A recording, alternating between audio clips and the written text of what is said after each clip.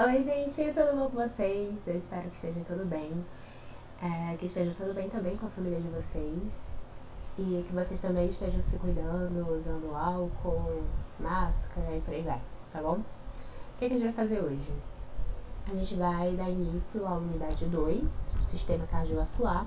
A gente vai estudar os temas 1 e 2 do livro de vocês, certo? Então aproveitem, peguem o livro, peguem lápis, caneta e caderno para irem acompanhando a aula e fazendo as anotações, tá bom? Então, vou preparar aqui para vocês. E pronto. Sistema cardiovascular.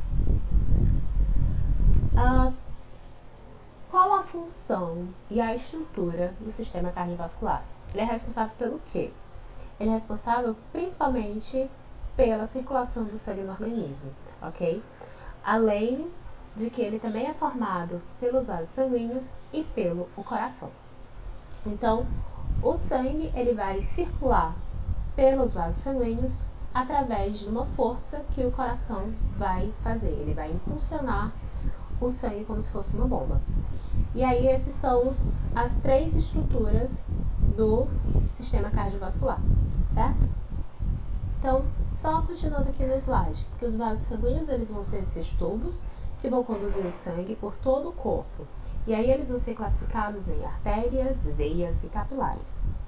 E o coração ele vai ser um órgão que vai impulsionar o sangue como uma bomba e vai manter ele circulando pelo corpo, ok? Então vamos pelos vasos sanguíneos, conhecer. Primeiro as artérias.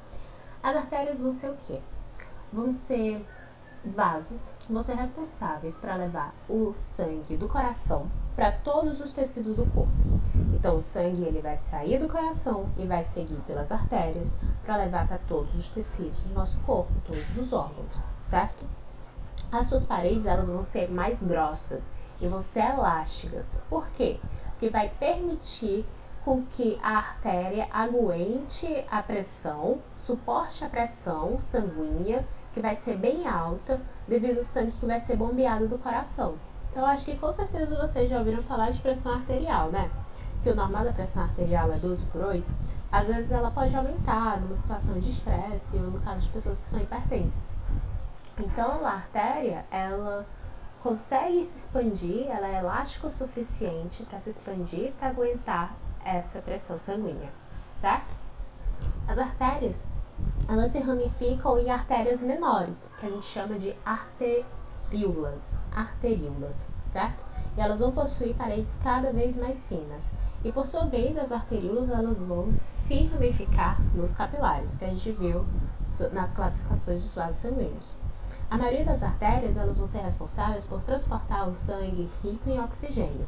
A maioria, certo? Não é sempre que isso acontece, porque a gente tem uma exceção. As artérias pulmonares, elas são responsáveis por levar o sangue rico em gás carbônico para os certo? Então, aqui a gente tem um exemplo de como é a artéria, um corte feito nela, e como as paredes, elas são bem espessas. A gente vai ver uma diferença muito grande quando for passar para os outros vasos sanguíneos. O próximo são as veias. Elas vão ser vasos que vão transportar o sangue dos tecidos do corpo para o coração. É como se elas fizessem a rota inversa das artérias. Enquanto as artérias elas transportam o sangue do coração para o corpo, as veias vai fazer o sentido inverso. Os tecidos do corpo para o coração, ok? Então elas vão apresentar um diâmetro menor.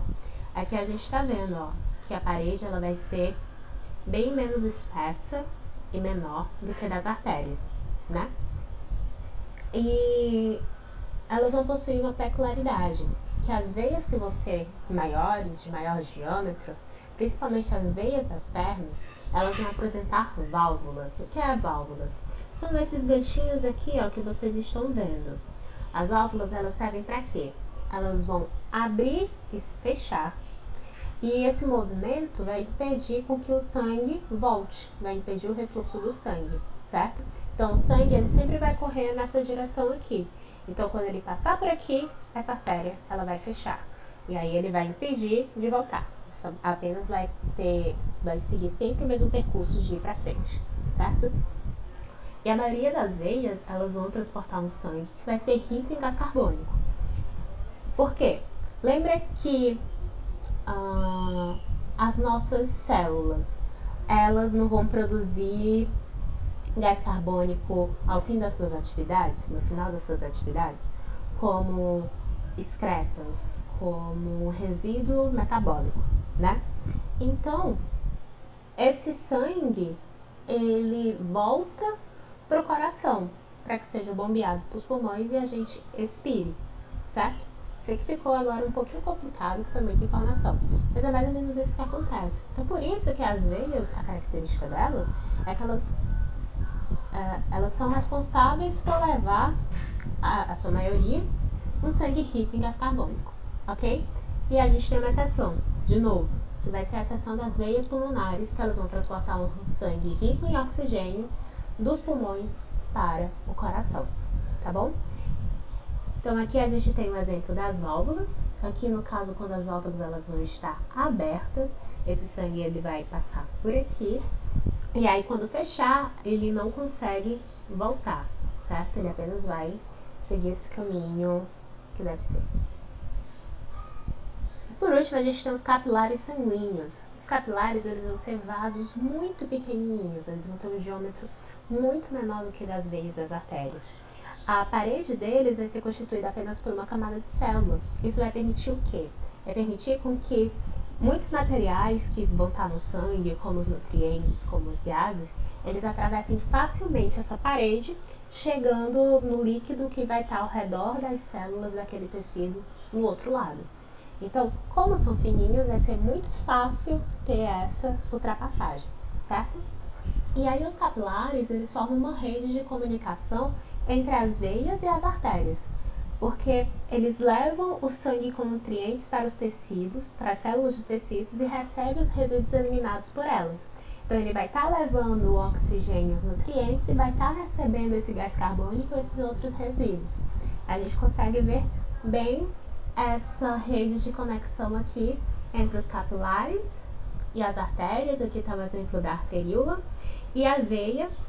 E a veia, mesmo caso da artéria, ela se ramifica formando as vênulas, que são veias menorzinhas. Mas não precisa se prender esse nome, tá ok? E então aqui a gente tem esse complexo, essa rede formada pelos capilares. Continuando. Agora a gente vai falar do sangue. O sangue e seus componentes. Composição do sangue. Como é que vocês podem me caracterizar o sangue? Ele é um líquido que vai ter uma cor vermelha.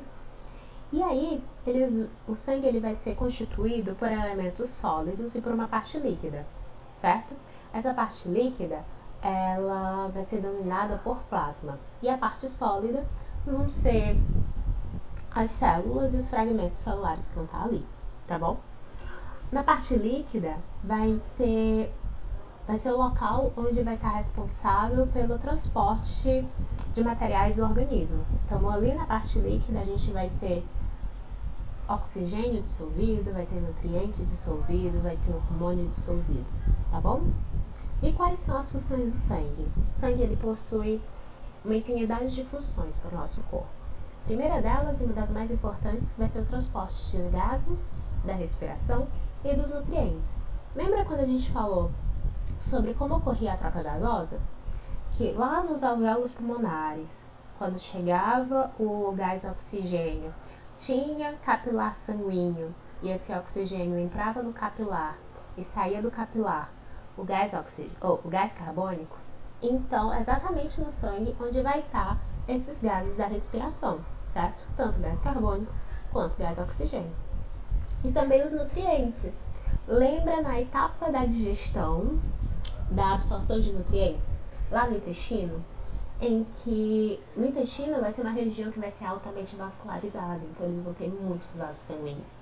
E aí na mucosa do intestino, lembra que os capilares eles têm uma camada muito fina, então é mais fácil que algum material entre pelo capilar.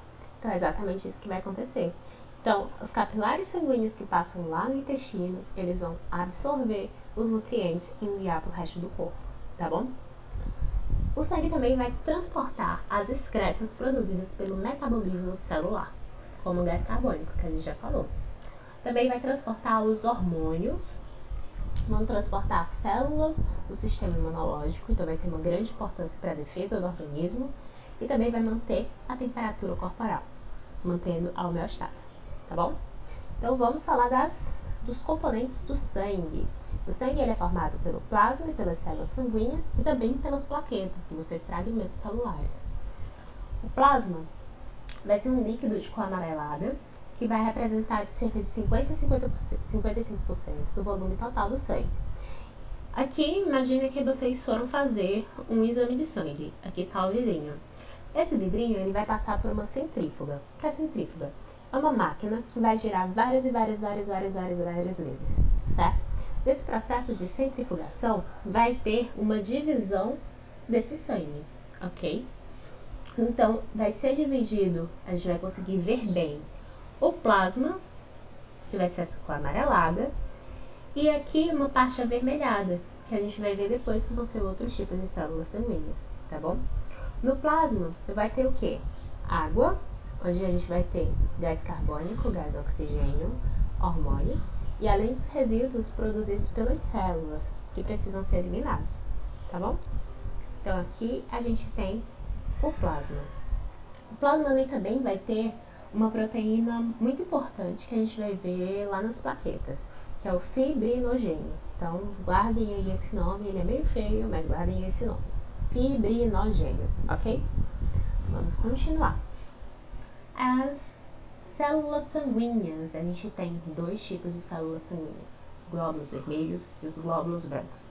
E onde é que essas células sanguíneas elas são produzidas? Elas são produzidas na medula óssea vermelha, que vai estar localizada na parte interna dos ossos. Imagino que vocês já tiveram a curiosidade quando estavam num frigorífico ou quando estavam comendo carne.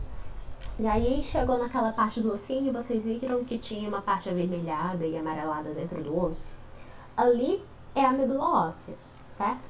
É uma camada de células que vão produzir essas células do sangue e outras, ok? E aí lá na medula óssea, aqui tá um fêmur, tá bom? Na medula óssea eu vou ter células-tronco. O que quer dizer células-tronco? São células que elas são indiferenciadas. São células que elas têm a capacidade de se transformar em outras células. Por isso que é importante o estudo das células-tronco. E aí lá nas células-tronco, elas vão conseguir se diferenciar nas outras células sanguíneas. Os eritrócitos, os leucócitos e as plaquetas, que não é exatamente célula, mas são fragmentos celulares. Os eritrócitos são conhecidos também como glóbulos vermelhos. E os leucócitos também são conhecidos como glóbulos brancos. E por favor, guardem esses sinônimos, tá? Glóbulos vermelhos, eritrócitos, glóbulos brancos, leucócitos. Os glóbulos vermelhos também são conhecidos, olha aí, outro sinônimo, hemácias. Então, os glóbulos vermelhos, também conhecido como hemácias ou eritrócitos. Eles vão corresponder entre 45% e 50% do volume total. Então, é aquela parte vermelha daquele tubinho que a gente viu. Vocês lembram dos slides anteriores, do tubinho de sangue que passou pela centrífuga? Aí ficou dividido entre plasma e uma parte vermelha? Essa parte vermelha é exatamente os glóbulos vermelhos. Há aproximadamente 5 milhões de hemácias em uma gotinha de sangue, certo? E elas vão apresentar uma forma de disco, elas não vão ter núcleo e vão conter uma proteína muitíssimo importante, que é a hemoglobina. Por que a hemoglobina é uma proteína importante? A hemoglobina é a proteína responsável por pegar o gás oxigênio e deixar juntinho dela. Então ela vai fazer esse transporte desse gás oxigênio, certo? Quando a gente tem deficiência na hemoglobina, que pode estar associada com uma deficiência de ferro, e aí eu tenho uma anemia, a gente vai ter muito cansaço, vai sentir muito cansaço. E vai ser um reflexo de que o nosso corpo está carregando um pouco daquele gás oxigênio que devia, certo? Então, por isso que é importante a gente consumir muitos alimentos ricos em ferro, como vegetais escuros, como, deixa eu ver o que mais, carne vermelha às vezes, certo? Então, esses alimentos ricos em ferro é importante para a manutenção da hemoglobina. E aqui está uma imagem para vocês verem como é que a gente vê uma hemácia no microscópio óptico, tá bom? Aqui a gente vê que ela não é corada aqui no meio, certo? Ela é toda clarinha. Isso indica o quê? Isso indica que ela não tem núcleo. Ela é uma célula que não vai ter núcleo. Vocês lembram do núcleo que vocês estudaram lá no 7º ano? Que tem células que vão ter núcleo e tem células que não vão ter núcleo. No caso da hemácia, ela tinha um núcleo, só que ela perdeu. Por que ela perdeu?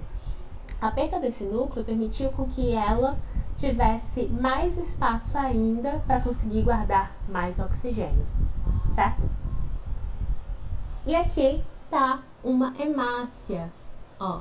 Essa daqui é uma hemácia vista em um microscópio eletrônico, tá bom?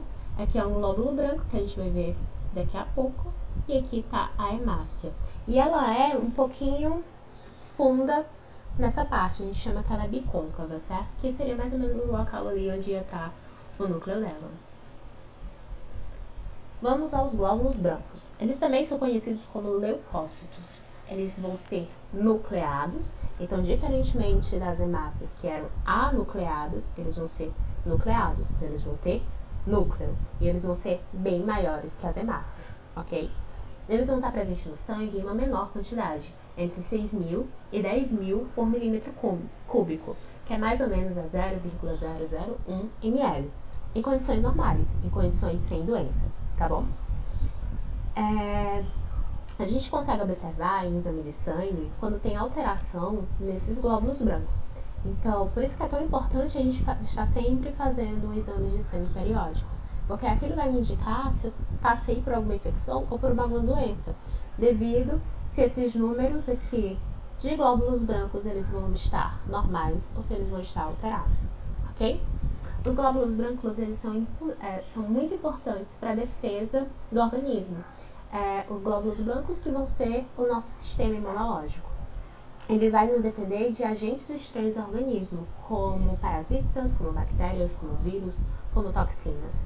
E além de... Como é que vai ser essa defesa? Os glóbulos brancos eles vão produzir os anticorpos.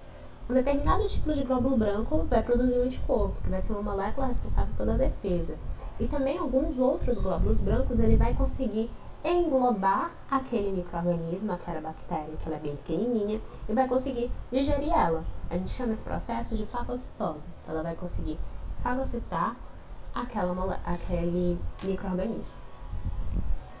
E aqui está um comparativo, ó. Aqui a gente tem uma hemácia e aqui a gente tem vários glóbulos brancos. Vocês estão vendo que eles são bem diferentes uns dos outros. Aqui, ó, o núcleo desse daqui é bem diferente desse daqui, que é desse daqui, que é desse daqui. A gente vai ver na parte do sistema imunológico que cada uma dessas células aqui, elas vão ser responsáveis por um determinado tipo de defesa do organismo, tá bom?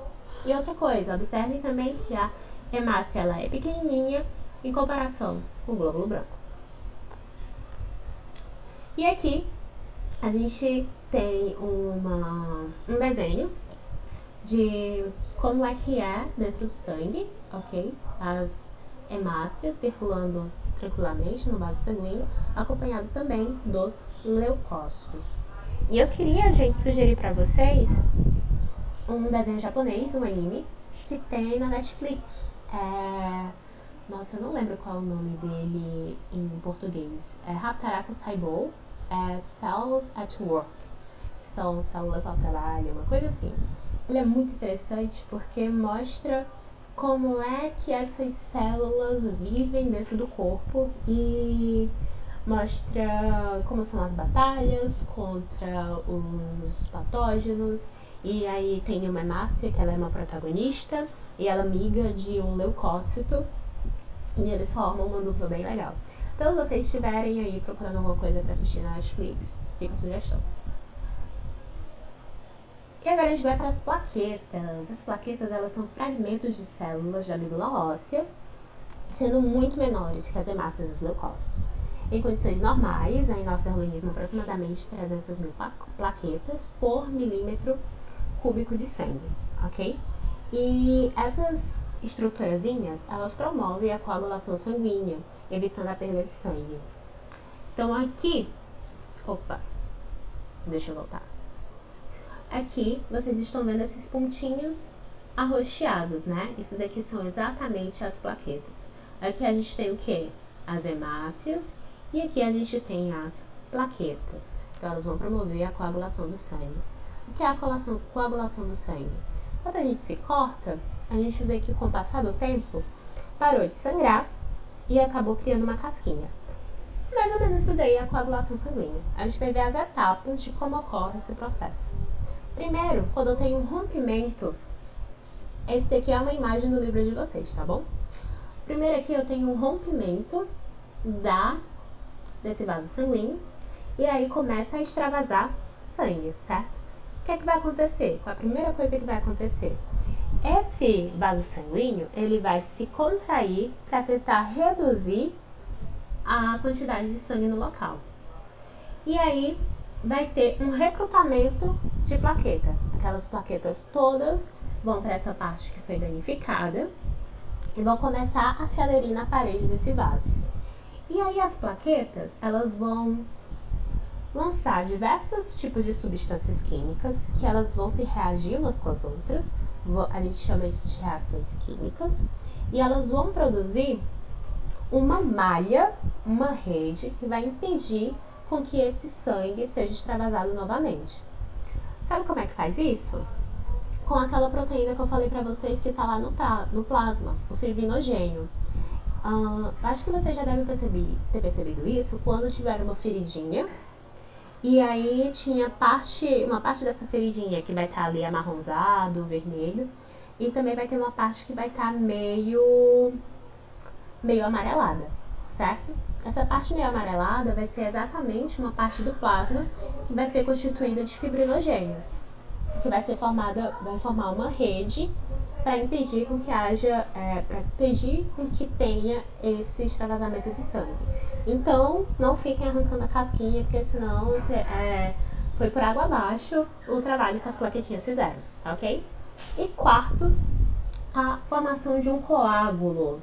Formam os filamentos desse fibrinogênio, dessa rede formada por fibrinogênio, formam uma rede de captura de células sanguíneas, formando um coágulo, ou seja, como se fosse um carocinho com várias células, certo?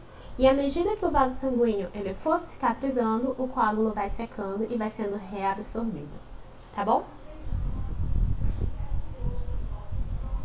Então, é isso, a nossa aula fica por aqui. Eu espero que vocês tenham gostado. Qualquer dúvida, vocês podem tirar comigo lá no chat. E é isso. Então, um beijo e até a próxima. Tchau!